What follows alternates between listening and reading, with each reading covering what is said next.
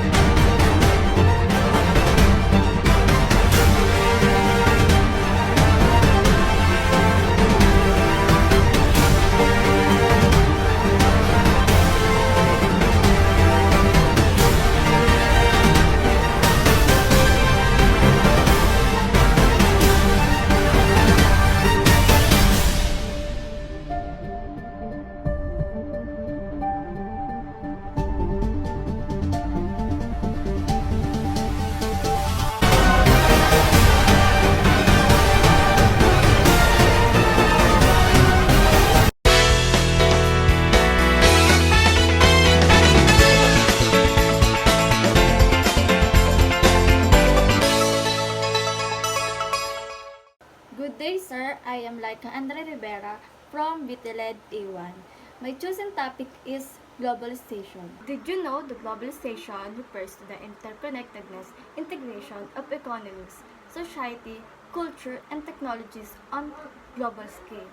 It involves the exchange of goods, services, information, ideas, and people across borders, facilitated by advancements in communication, transportation, and trade. Globalization has profound impacts of various aspects of life, including economics, politics, cultures, and the environment. It has led to increased interdependence among nations, the spread of technology and innovation, and the emergence of global markets and multicultural cooperation. Globalization has both positive and negative effects. On the positive side, it has facilitated economic growth and development by promoting trade, investment, and specialization. It has also enabled spread of knowledge, ideas, and technology, healthcare, and education worldwide. Additionally, globalization has promoted culture exchange and understanding, society, and diverse perspective experience. However, globalization has also sparked concern about inequality as it can exhibit disparities between rich and poor nations and within societies.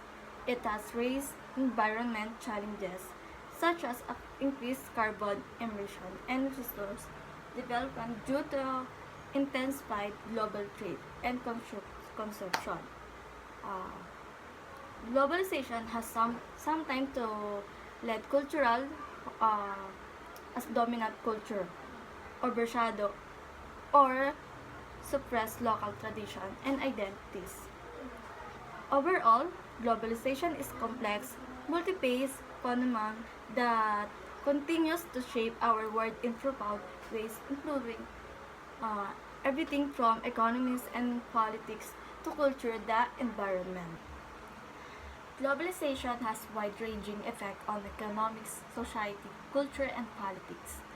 Positively, it fosters international trade, cultural exchange, and technological advancement. However, It also leads to concerns like income inequality, cultural homogenization, and environmental degradation. Overall, globalization impact is complex and varies across different regions and industries. And now, I will discuss the history of globalization. The history of globalization can be traced back to thousands of years, but its a modern form began to take shape around the 15th century with the age of exploration.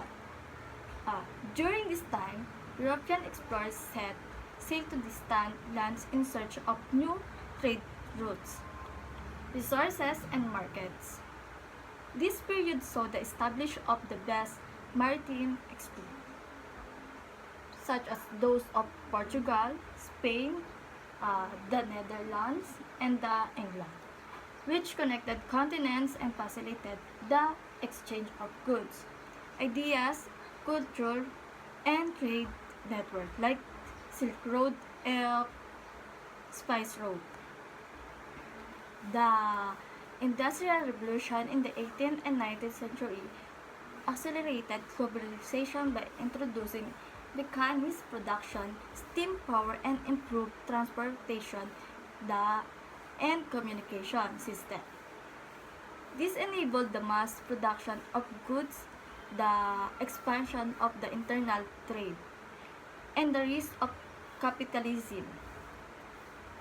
The development of the telegraph, steamship, and railways facilitated faster of more efficient movement of goods and information across continents. The 20th century witnessed unprecedented levels of globalization driven by advancements in technology, transportation, and communication. Uh, the World War saw the establishment of institutions like the United Nations, the International uh, and the World Bank with the aim to promote global cooperation, peace, and economic development. Today, globalization continues to evolve, shaped by ongoing technological advancements, geopolitical shift, and social change. While it has brought about unprecedented levels of interconnectedness and prosperity, globalization also poses challenges, including inequality, environmental degradation, and cultural homogenization. Now, here are some facts about the globalization. Number 1, trade. Global trade has expanded significantly over the past few decades in 2020. The total value of global trade in goods and services exceeds 20 trillion. Number 2, foreign direct investment or FDI.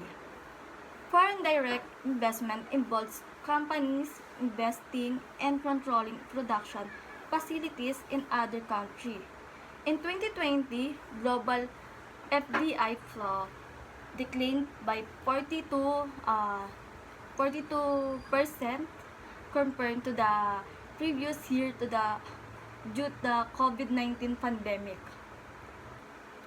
Number 3, multinational corporation or MSC.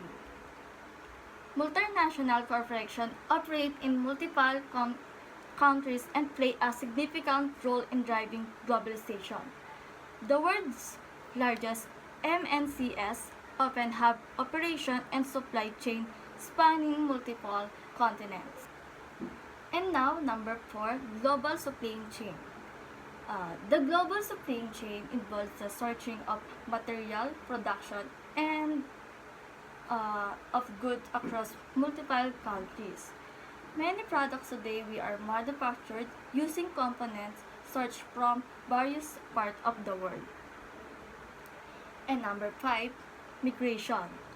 Globalization has led to increased migration, with people moving across borders in search of better economic opportunities, education, According to the United Nations, there were established 281 million international migrants in 2020. And number 6, cultural exchange. Globalization has facilitated the exchange of cultural practice, ideas, and values across borders. This exchange has led to cultural hybridization and the spread of global cultural phenomena such as the music, fusion, and fashion. Number 7, technology.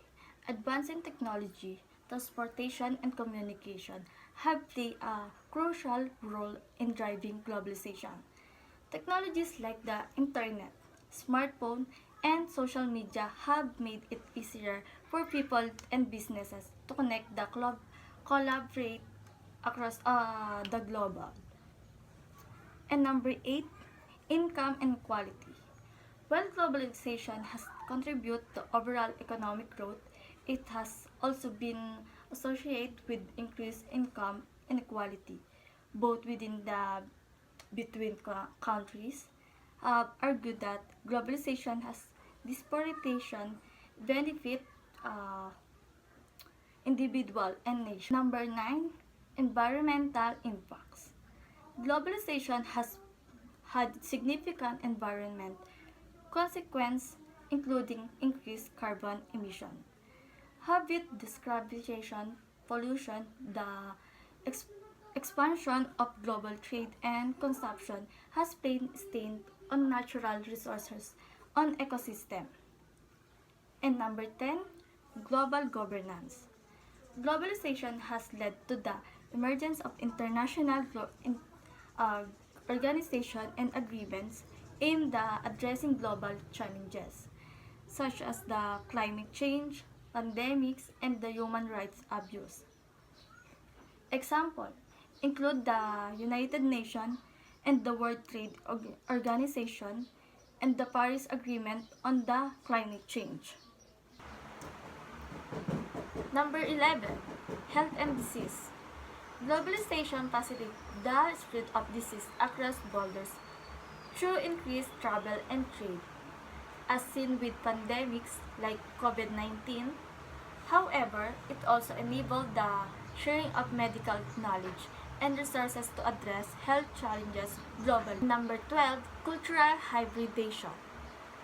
Globalization encouraged the blending of culture, leading to emergence of hybrid cultural forms such as fusion, multicultural literature, and globalized music genre.